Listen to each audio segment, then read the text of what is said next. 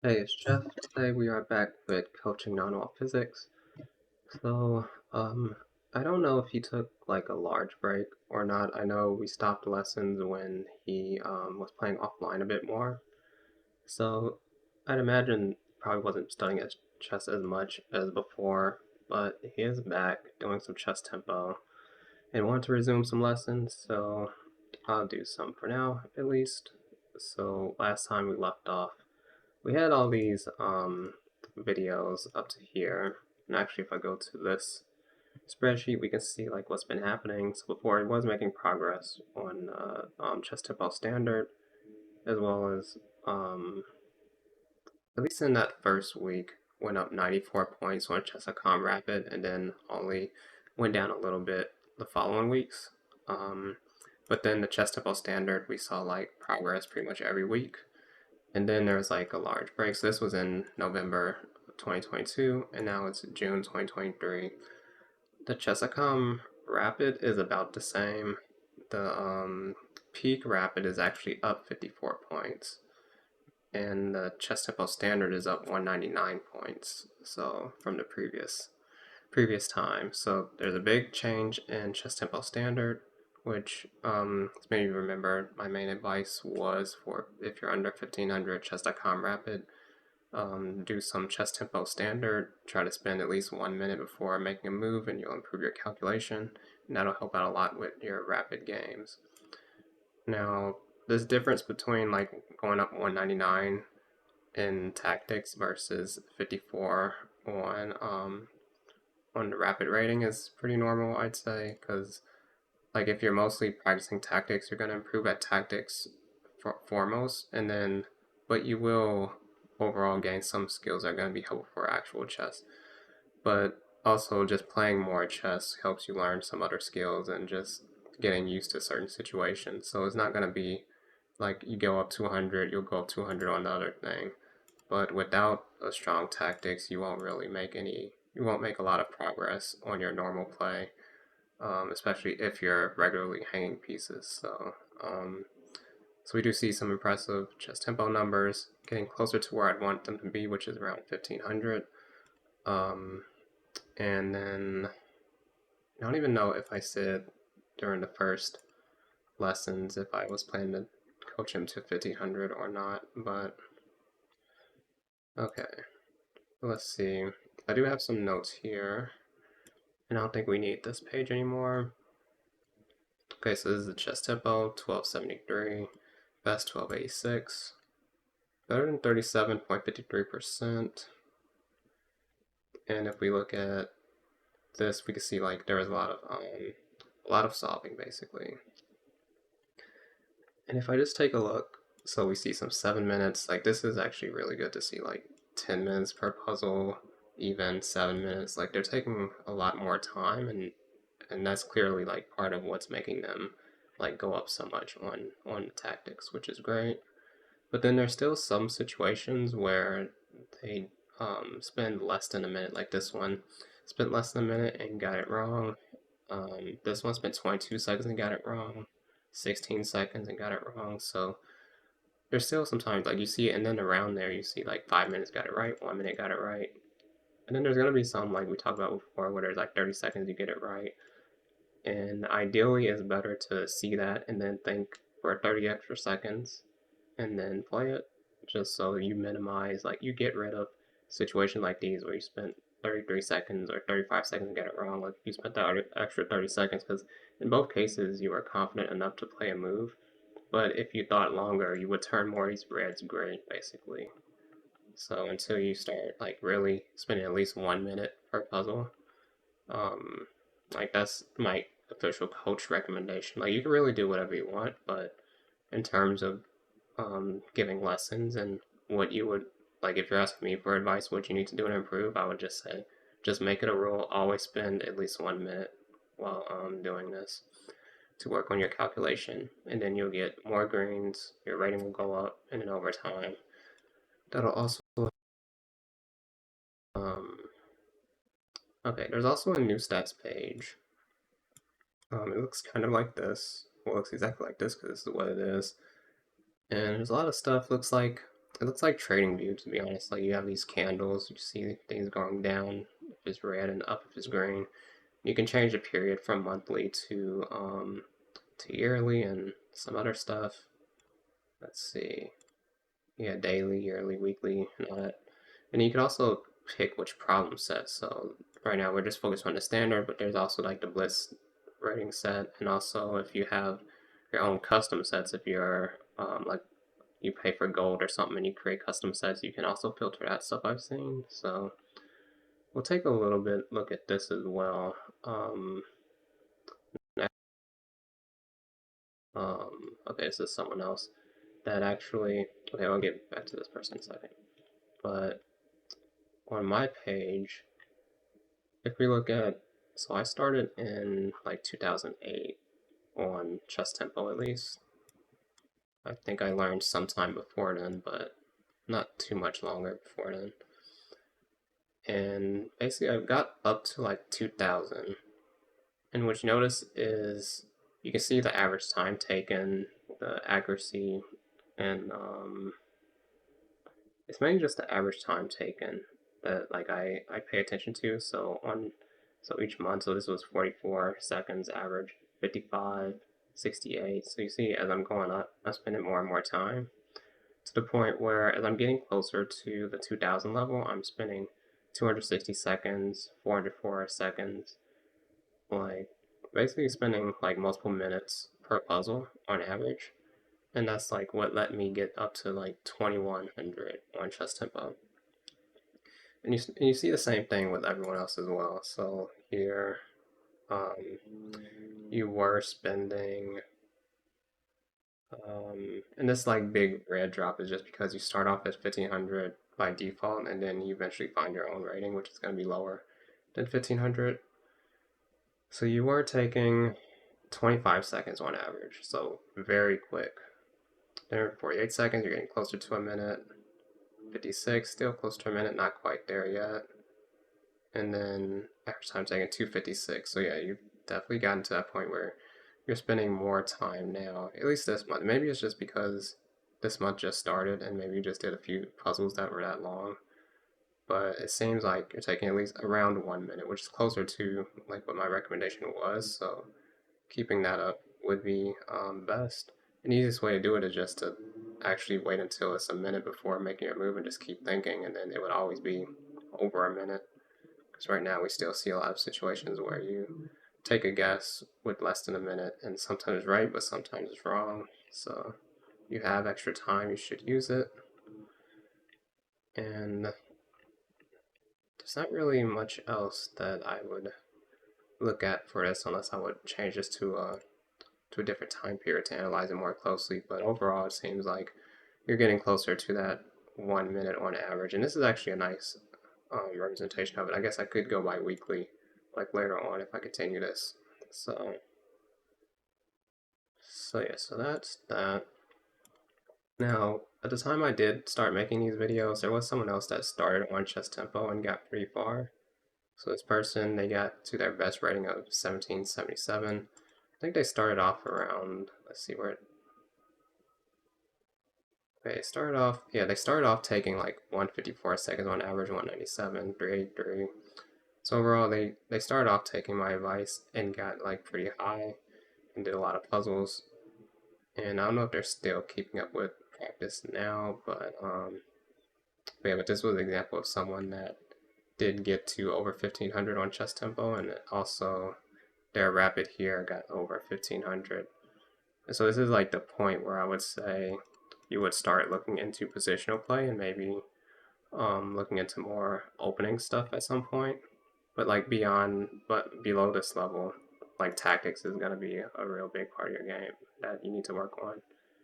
Because even when I played like this person in a few games, I think they had a really good position against me, at least one of them. So you can definitely do really well once you get to that 1500 level. So this is like the goal you want to try to get to, like at least over 1500. And you are much closer than before. Um, so that's good to see. And then, but the actual chess games, even though you did go like 50 points higher than your previous high, there's still, I don't know, we'll have to take a look at your games to see exactly what's going on. Um, Now, one thing you did mention was you wanted a video on middle game plans and imbalances, and put some bullet points on why I don't think it's like the right thing to do. One, I don't know a lot about that stuff. Like basically, most of my gameplay is just making sure that stuff is safe and just playing stuff that I think will work, but I don't really know what I'm doing half the time. Master level players like IMs and GMs are going to be like the best source of positional evaluations. I guess there are things that weaker players can just say in general about how to learn things, but even then, because most people under 1500 are just blundering pieces a lot, it doesn't really make the most sense to work on it. It'll just be like you'll learn it and then you try to apply it, but then you'll still hang pieces in general. So it's not that helpful. But there are still some things you can do to get better at it, even without it making it like a time-consuming priority. And also, Dan Heisman, National Master, in his book, A Guide to Chess Improvement, he put the 1400 to 1500 level as a point where you should learn more about positional play. So, and yeah, he's a national master, and it's probably the main source I go to about how to teach, like anywhere from beginner level to like expert level players, I guess. I don't know too many other like good sources, because they would just be like for stronger players or I don't know. So let's see. And also, like the 1400 level, at least for chess.com Rapid, would already put you at the 95.7 percentile, so better than 95% of players on the site. Um, so the point where positional play even gets relevant is when you're much better than most players in general. So, like, another thing about making a video is I try to make them as useful for as many people as possible, and most people are going to be under 1400, which means most people don't really need to know that much about positional chess, apparently. So, because if we look at any of those games, there's going to be at some point some tactic that they could have avoided, and if they took advantage of their opponent's tactics more often, then they would quickly be at this level anyway. So, if you're like if you're just a coach and you're teaching people, you can teach them positional play every week and they'll feel like they're learning stuff, but it's still going to be really difficult to apply it to your games when you're making like really bad tactical errors.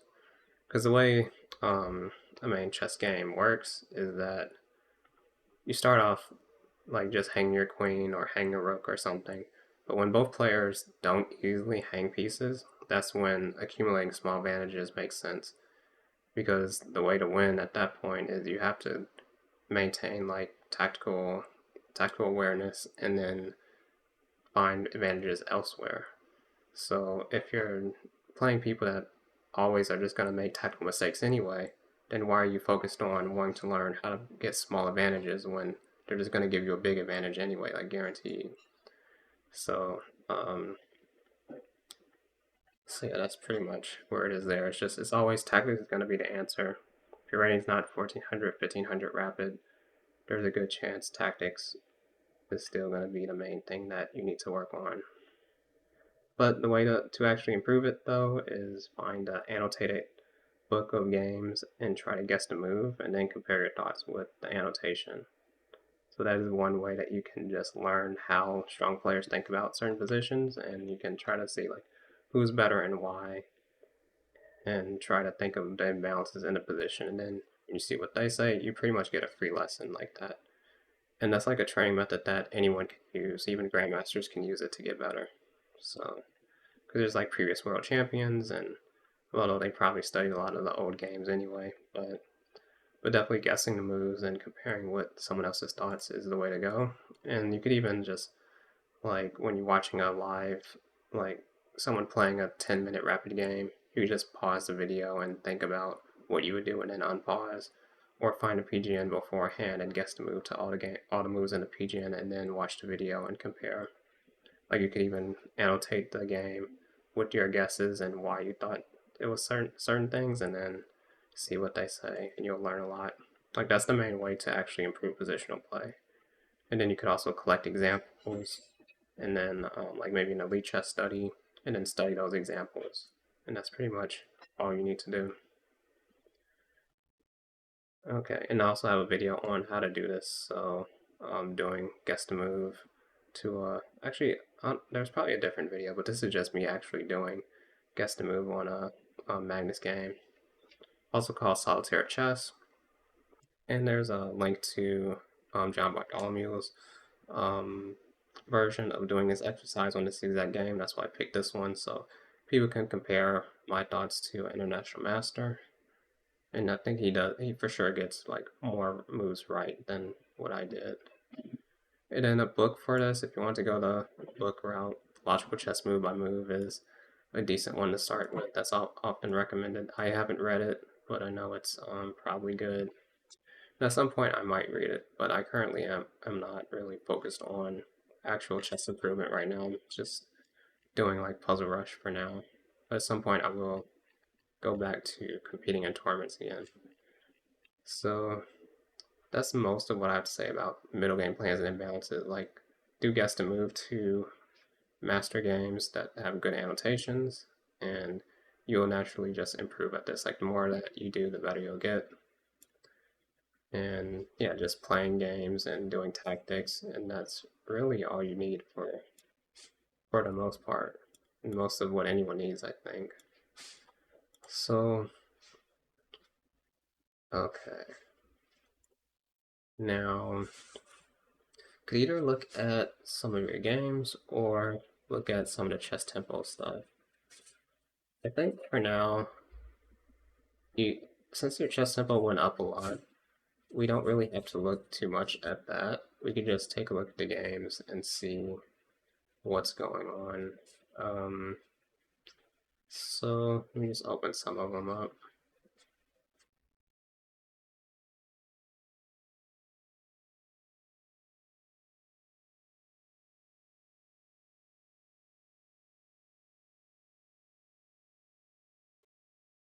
Okay, so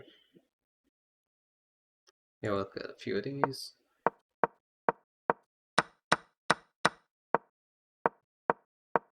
So far, things are normal. Castle, you have a bishop that's left to be developed. They still have a bishop blocked in by their pawns, and you have more to center. So things look kind of good. At some point, maybe do this and start attacking. I don't know. Again, like I don't know the best positional plans. I don't really study openings that much either. But I would just make like all these moves are like reasonable. I'd probably make them too. And there's nothing really to be worried about right now. So at this point, they're attacking the queen, so you have to do something about that. You move it back. And at this point, I'm looking at knight here. And I don't know, I just feel like at some point their king is pretty weak. And this is interesting. So you moved queen g3.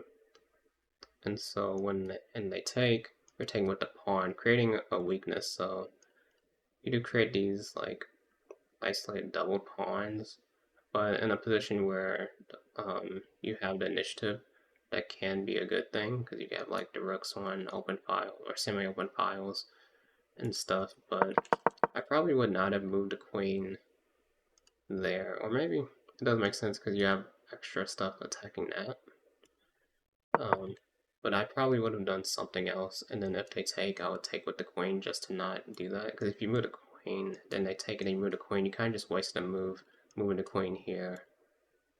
So I already kind of anticipated they might do that and just leave the queen here. Or, like I said, I would have considered doing this and removing one of their defensive pieces and try to attack their king next. But so far, like, this is like a positional discussion because there's been no tactics. But what you did is also fine, and it doesn't really lose any material. It does slightly weaken your position, though.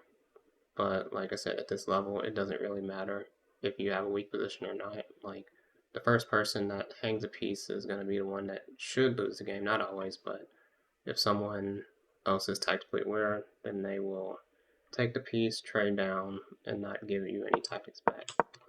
Basically move this pawn, defending against the threat here. Up here. Yeah, seems good. Okay, now they make a tactical mistake.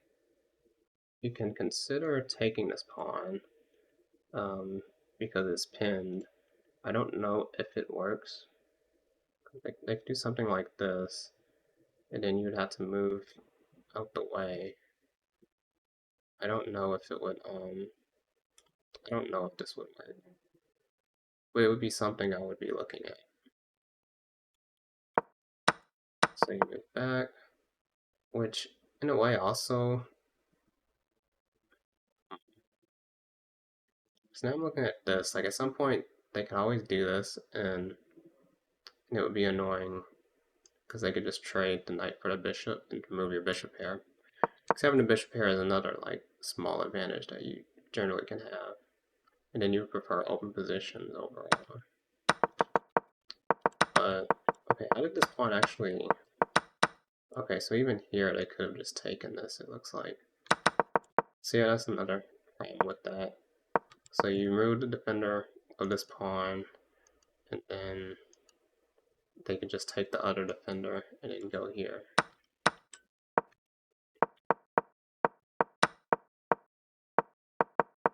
Now a lot of stuff is weak. Again, these pawns are like targets if the queen moves too far, this hangs. This bishop could easily be attacking that. This is also very dangerous because now the rook is opposite of the queen.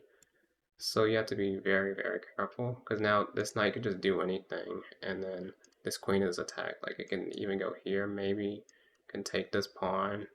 In either case, you have to be careful. You can't just take the knight. And then after you move the queen to safety, if the knight's here, you can just take that and win the exchange. So they go for the pawn. It's possible this maybe would have been better for them.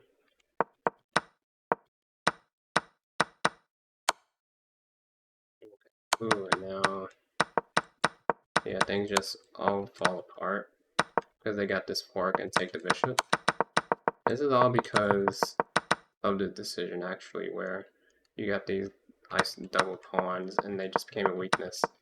And they were able to, like the knight was able to take this one, the bishop is like attacking that one, and they're just able to get stuff.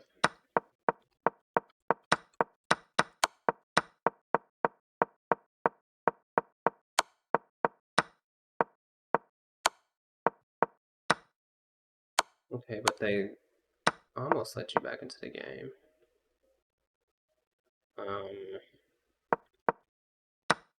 Problem is that's just checkmate that you ran into.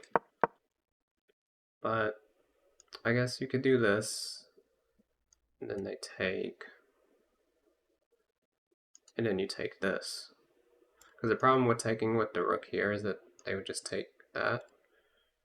But if you go here, then this, then you're still up a pawn, but you're not immediately losing.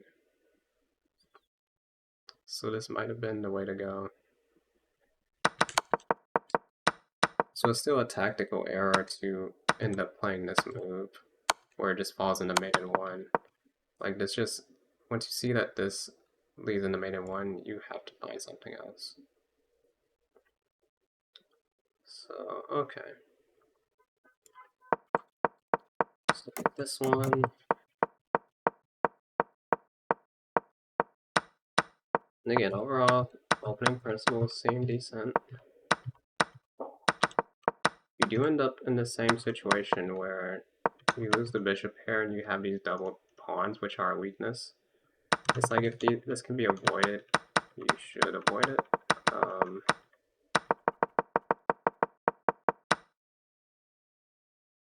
Well, I might end up taking with, well, no, so why did they not take this pawn? I don't know. They could have taken this pawn at any point. I probably would have, oh no, they have too many things guard attacking it. But at some point I would have wanted to do this and then castle. you end up in this situation with the 2 pawns again.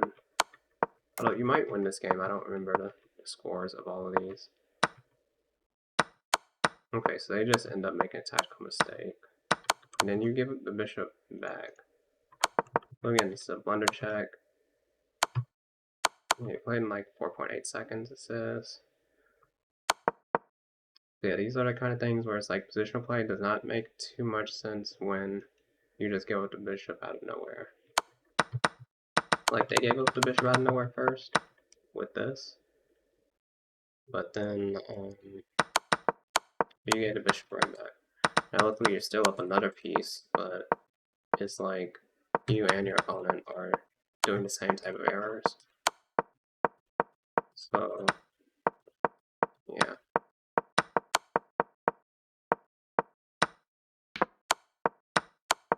Yeah, it's just over at this point.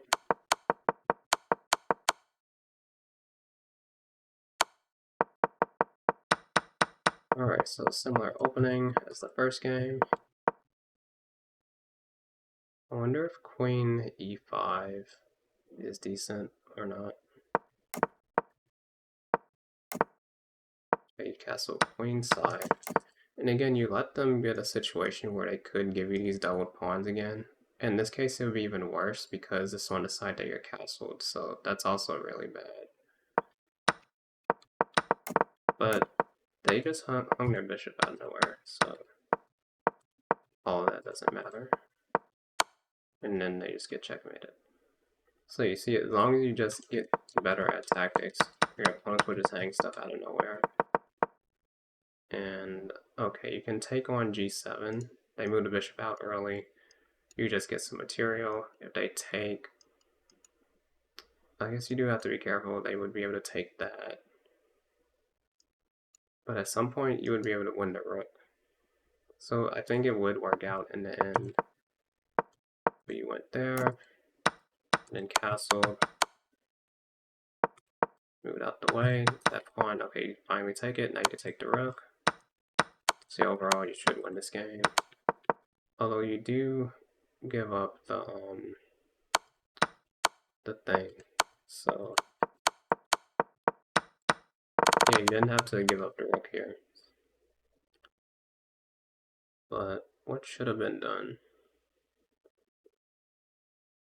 Like there could be a checkmate somewhere.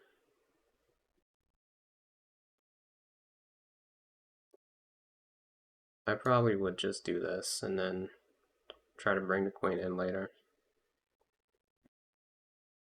But I don't know. There's probably lots of ways you can play it, but doing one that lets them just get some material back. Although you're still up a lot more material anyway, so it actually doesn't matter. Oh, but then you gave up the queen. See, again, just tactics. Can't be giving up your queen out of nowhere. But luckily you get this discover check where you get the queen back. And then you give up another piece. Like, the bishop is just attacked by the king. You move the king away, so now they could just take. Like, you could have given this check or something. But you just gave up an extra piece. Alright.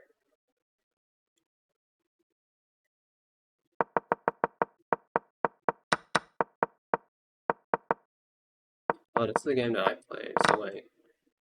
Why did it say? Okay. One of these games I actually made a video on, so I'm not gonna try to guess which one it was. It might have been that one.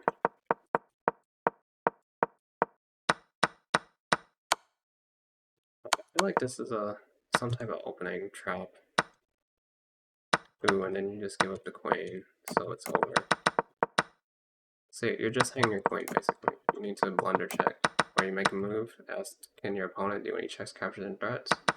And that's pretty much all it is.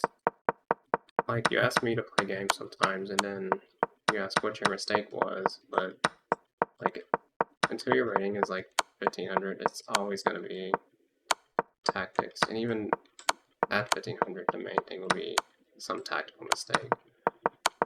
But at that point, it would make sense to know more of why some of your pieces were placed badly. But at this point, when you're just giving up your queen in multiple games, it doesn't really help. It'll just add extra things to think about that will take away from thinking about how not to hang pieces.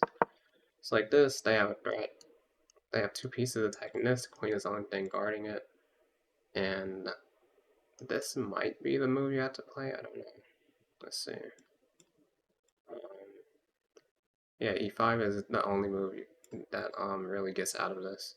Because just moving a queen or anything, they'll just take, and that's like super annoying because fork. So like e5 kind of blocks the bishop, and then yeah, they can take. And I would guess it's something like this that you play. I will actually look at the engine. It's not this. Yeah, sometimes it might be something like that, but like a6, so you attack the knight, and then if they take, like this gets be like a complicated line, but it eliminates the threat that they had.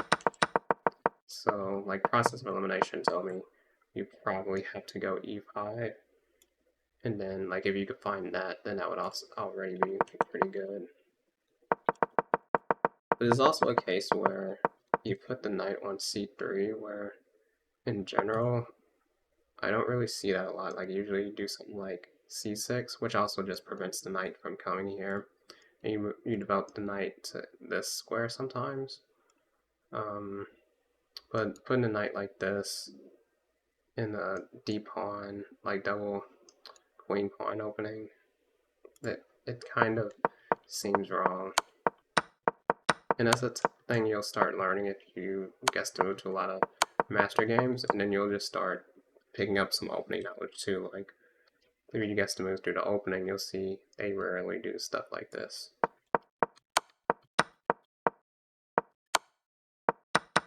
But yeah, at this point, like because you ran into that stuff, there's not much else that can be done. Although, yeah, it is like a completely losing position. I mean, the game does go on longer, and there might have been some stuff that happens, but usually after I see the first mistake, that's all I generally pay attention to, at least when I'm looking at my own games. I know everything else. Okay, f6 is a move I do not see a lot. I don't think like this early. Seems like it kind of weakens some stuff. Like what if they go here, then you'd have to move another pawn on the side that you'd normally be castling. At some point you might play that, but usually you'd want to like develop the bishop like this, or there's some other things you can do, and at some point you play c5.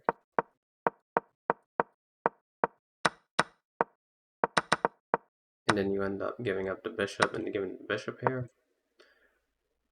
Not giving up the bishop completely, but just giving up the bishop for the knight.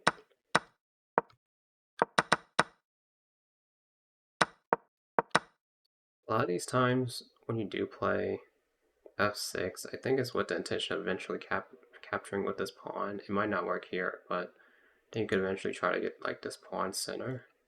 When you go here, you have these pawns that seem kind of weak. But again, I don't know what I'm talking about. And actually, you do end up getting double pawns, which is nice. And almost trapping the bishop. But you castle, and then they could actually take the pawn. And then, no, that wouldn't work, because then they get pinned. So that's a good trap.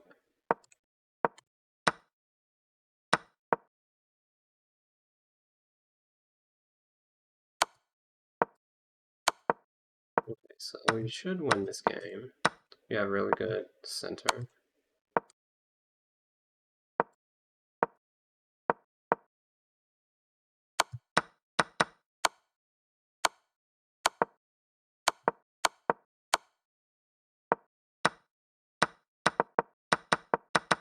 Okay, this one should be a win. Alright, so good job there. So yeah, overall, just from looking at these games, there's still some basic tactical errors that are happening. It's good that you're playing some rapid games. It's good that you're spending more time on chess tempo, spending 1 minute on average per puzzle. So I'll try to keep doing that, and over time you should improve, but you do have to pay attention to like the blunder check. So whenever you make a move, look for tactics that the opponent has. Like that's the main way that you avoid losing games, and eventually they'll go wrong, and you'll have more material than the opponent. So yeah. So hope you enjoyed. See you in the next one.